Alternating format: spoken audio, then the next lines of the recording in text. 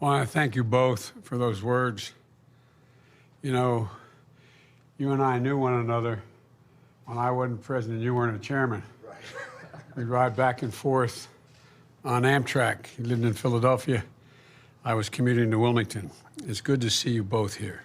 And thank both of you for your kind words. And I want to thank scientists and researchers at Johnson & Johnson for the literal heroic effort that began when COVID-19 first spread and led to the safe and effective vaccine that are now being co-produced. Today, we're seeing two health companies, competitors, each with over 130 years of experience, coming together to help write a more hopeful chapter in our battle against COVID-19. I just had an opportunity to meet with both of these CEOs and with their senior operating officers and to hear about the work they're doing together to produce vaccine substitute and accelerate what they call to take it to full finish. You know, what's clear is this is historic, nearly unprecedented collaboration.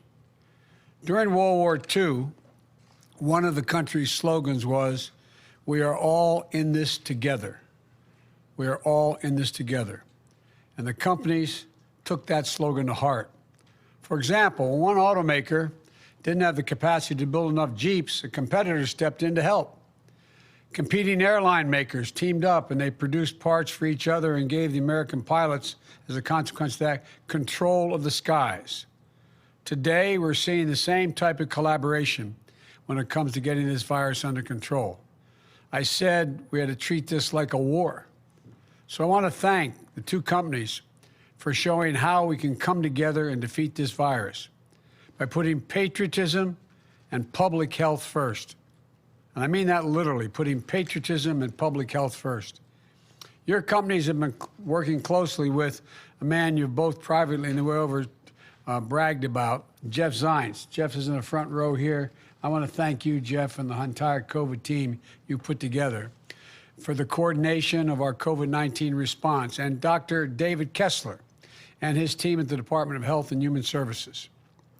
You know, when I came into office, we began working with the team of J&J to accelerate and add capacity to their manufacturing and production efforts. And it quickly became clear that Merck, one of the world's leading vaccine manufacturers, was in a position to be the partner we needed in this effort, in this wartime effort. I've not hesitated to use my power under the Defense Production Act to expedite critical materials in vaccine production, such as equipment, machinery, and supplies.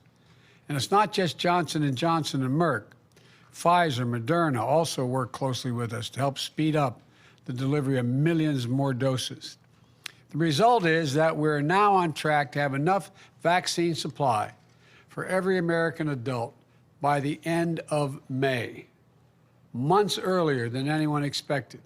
And today, I'm directing Jeff and my HHS team to produce another 100 million doses and purchase another 100 million doses of the Johnson & Johnson vaccine. I'm doing this because in this wartime efforts, we need maximum flexibility. There's always a chance that we'll encounter unexpected challenges, or there'll be a new need for a vaccine effort, a vaccination effort. A lot can happen, a lot can change, and we need to be prepared. And of course, we need to match the miracle of science and the skill of manufacturing with the massive logistical undertaking of vaccinating over 300 million Americans. Already, we have gone from Johnson & Johnson vaccine authorization to shots in the arm in 3 days. I was telling the gentleman we were at a facility yesterday, a veterans outreach, and there were three members of the veterans community getting shots. One was getting of each of the three vaccines. And the guy in the middle, a veteran, was getting his, and I was standing about as far away as I am from you, and standing up, and he was sitting down, and as the nurse put it in his arm, he went, J&J, just one. Well, there's millions of people who are going to feel that way and be proud to be in a position that they're an ability to get the kind of help they need. 7 weeks ago, only 8% of the seniors, those most vulnerable to COVID-19, have received the vaccination. Today, 60% of the people over the age of 65 or older have received at least one shot. And that's because this is the population that represents 80% of the COVID-19 deaths. We've opened support and supported more than 500 community vaccination sites. That's more, and they're administering hundreds of thousands of shots a day. And for folks who aren't near a pharmacy or mass vaccination center, we're deploying mobile clinics like vans that go into places to meet the folks where they live. We're also supplying vaccines to community health centers to reach those who have been hit the hardest and suffered the most, especially Black, Latino, Native American, and rural communities.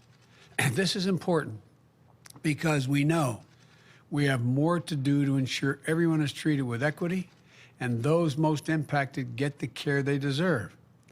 On Saturday, we hit a record of 2.9 million vaccinations in one day in America. And beyond the numbers are the stories. The father says he no longer fears for his daughter when she leaves to go to work at the hospital. The children are now able to hug their grandparents. The vaccines bring hope and healing in so many ways. Again, a vaccinated American is the only way to beat the pandemic, get our economy back on track, and for us to get back our lives and our loved ones. You know, that's why the American Rescue Plan was so critical. I want to thank Speaker Pelosi and the House of Representatives today for passing the bill, and I will be signing it into law shortly. This bill represents a historic victory for the American people. I look forward to signing it later this week. Everything in the American Rescue Plan addresses a real need, including investments to fund our entire vaccination effort, more vaccines, more vaccinators, and more vaccination sites. Millions more Americans will get tested, including home testing. Schools will soon have the funding and resources to reopen safely, a national imperative. The American Rescue Plan, the partnership between Johnson & Johnson and Merck, proves we can do big things, important things in this country. You know, let me conclude with this.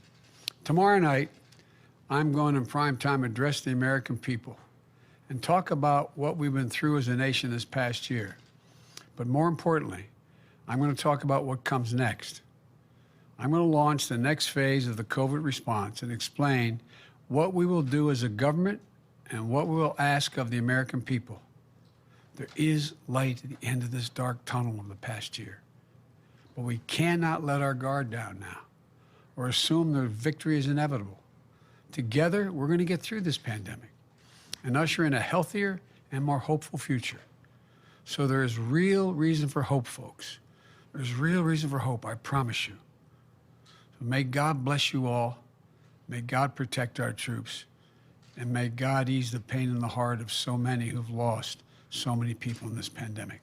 Thank you, and we're going to do this. We're going to get it done. Thank you. Mr. President, what do you plan to do with the surplus? What will you do with the surplus? Mr. President, when will you do a press conference?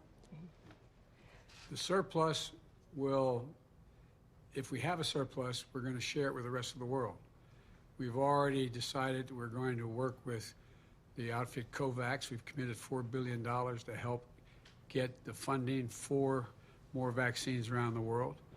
This is not something that can be stopped by a fence, no matter how high you build a fence or a wall.